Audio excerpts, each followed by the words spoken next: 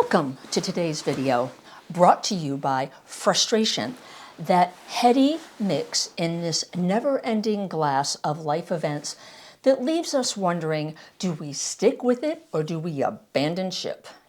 This glass leaves you wondering, is this the right path? Is this situation an invitation to grow? Is it an invitation to be determined, or is it just a waste of time? In the past few days, I have had some events.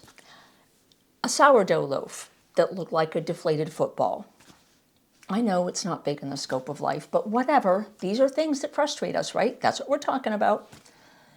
And other frustrations in trying to pull together a YouTube video that is the tour of this home. You wouldn't think it would be that difficult.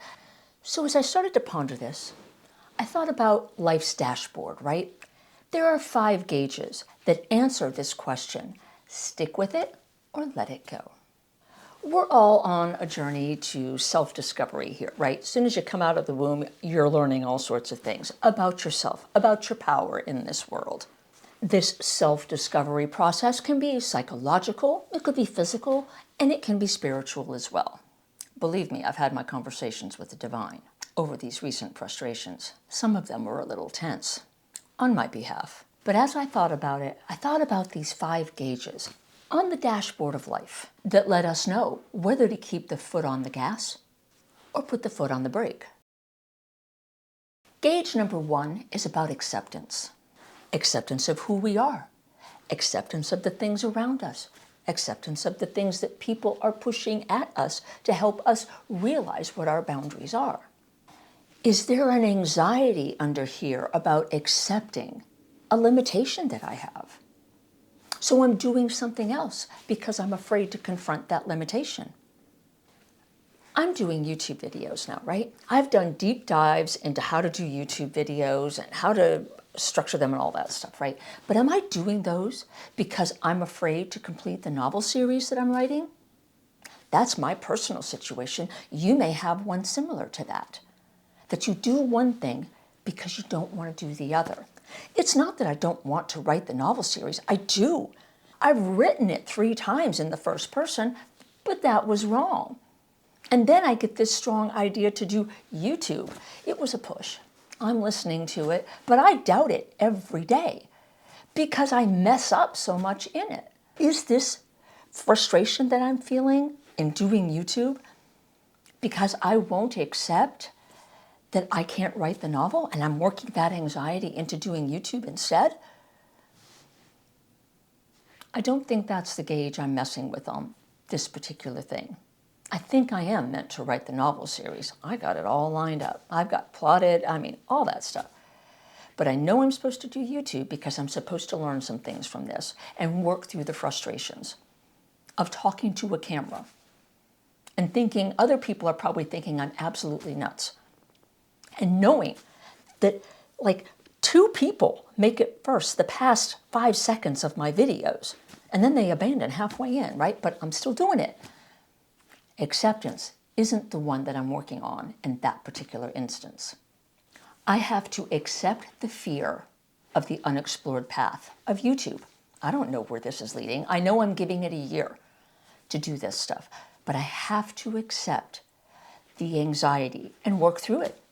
But in the idea of acceptance, we have to ask ourselves, can we accept the fear or anxiety of this unexplored path? Can we embrace it to go further?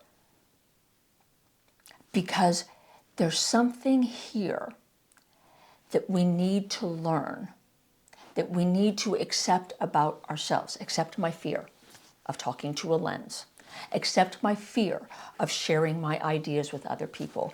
Accepting the fear of rejection. Are we being invited to test the boundaries of our self-imposed limitations?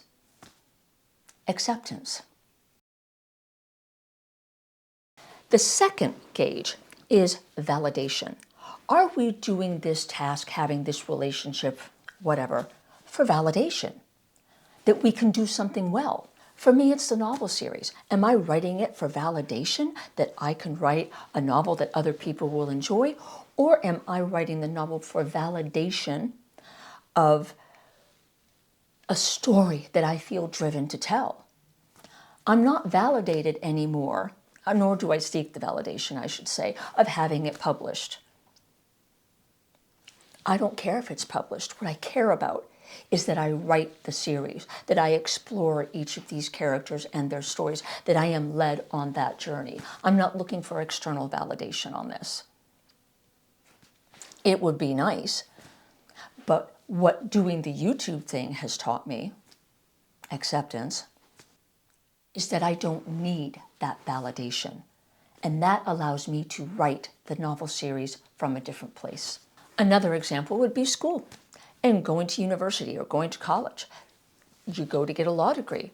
Maybe you discover halfway along the way that you're not really into it. You think it might be something else, or you're doing it for validation from someone else that you got a law degree. You're secretly competing, and you may not even admit it to yourself, but you're secretly competing against your friends from high school who have all gotten, degrees in this area, and you're doing the same because you want some kind of external validation.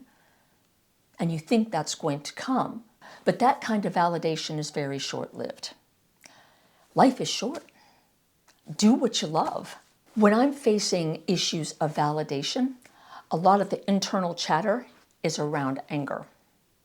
It's around frustration. It's around them versus me.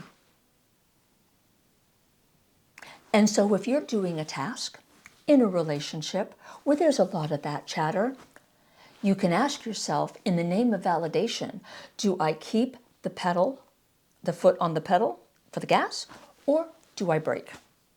Is it worth it? What is this frustration trying to tell me? Am I growing from it in a way that is out of self-love? Or am I trying to get something that maybe I don't need to have in the name of validation? Gauge number 3 is connection to others. Am I doing this task in this relationship out of an obligation or connection to others, whether to use those connections or whether you feel guilty about those connections? If you've watched the previous videos, you got the gist. I've got some difficult relationship issues with my mom. And do I keep trying to right that relationship by modifying what I do to make that relationship work? Or do I accept that that kind of a connection to others isn't in the best interest of me? I'm not growing from it. I am more frustrated by it.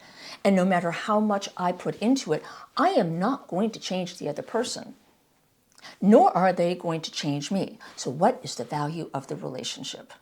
If you were to detach yourself from this relationship, how would you feel in the scope of an hour, in the scope of a week, in the scope of a month?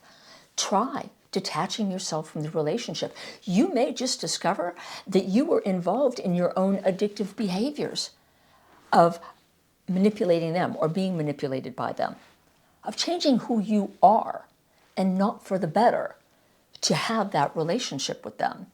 Society's expectations are strong. We all grow up with them. And to go against society and society's rules is a tough challenge. But right now in this world, I think we're all being asked to just be honest with ourselves. And if there is no true connection in that relationship or to that task, then let it go. Gauge number 4 is clarifying our values. Is this task, is this relationship, is this event helping me clarify my values of who I am?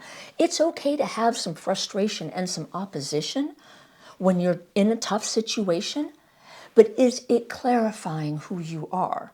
And for how long? How long do you stay in that? For me personally, in this video series I've been doing about moving from Nashville, the number one reason we left, honestly, was because of the politics. It got too hard to be there.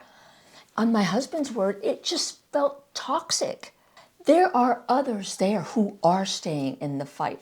It was more frustrating being in Nashville than it was being here. The state has its own issues. But we didn't feel like we could move, and you may be in a similar situation.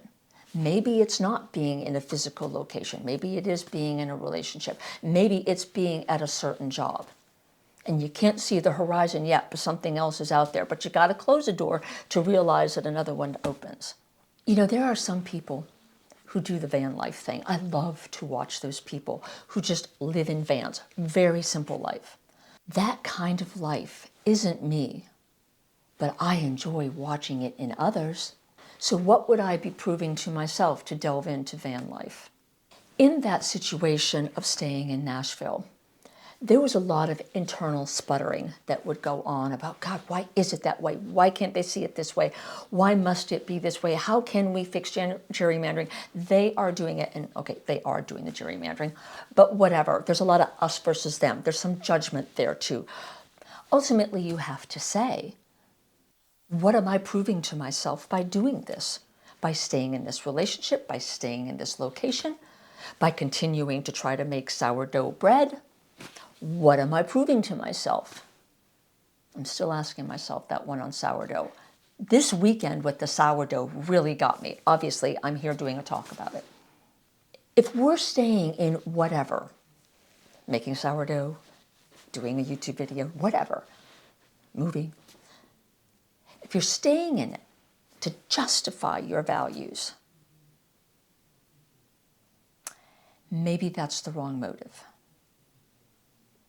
Maybe you're being asked to steer yourself in another direction that's a little bit more rewarding and a little less like you're hitting a brick wall.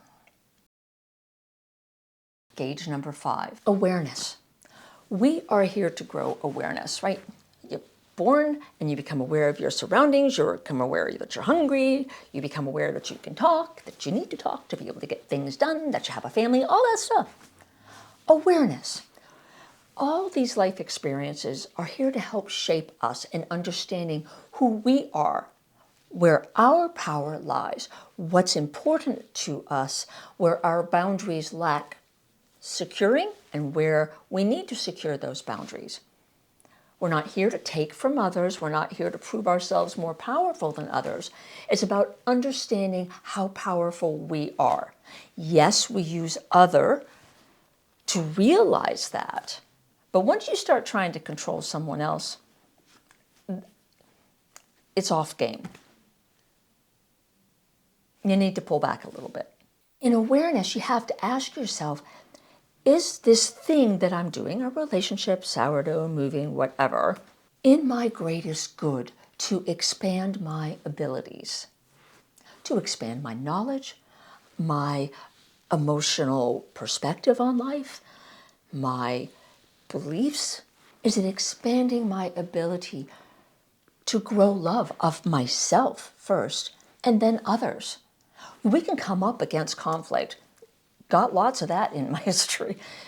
But if it isn't growing who I am in a way where I'm becoming a better person, more aware of where my power lies and what I can do in goodness, then maybe I shouldn't be doing it. I've dropped some relationships because I was giving, and they were giving back as well, but it wasn't going anywhere. There was nothing to talk about. It was just spinning on the same old stuff. I wasn't growing. The same thing with my mom, right? You know, there was just so much spinning on recalling all the old injuries and stuff like that, and trying to share different perspectives, and not the other person maybe not having that perspective. There's just so much of that you can do before you have to say, okay, it's just got to stop. My awareness isn't growing, so I need to stop it. It is not in my greatest good. I'm not growing any skills from it. My beliefs aren't changing in a way, even if you're getting opposition. If your beliefs are growing through knowledge, an understanding of what you believe and what you value, hey, that's all good. But if it's not, and if it's just coming up against that brick wall, take your foot off the pedal, steer your car some other way. Look at that dashboard of life and say, nope, that one's not for me. Now, on the sourdough journey, I've been on this journey for a while. Actually left my sourdough starter in the refrigerator in Nashville when we left. Maybe that was a clue. But I'm back in the game. For some reason, I am determined to make great loaves of sourdough bread. I've watched endless YouTube videos on it.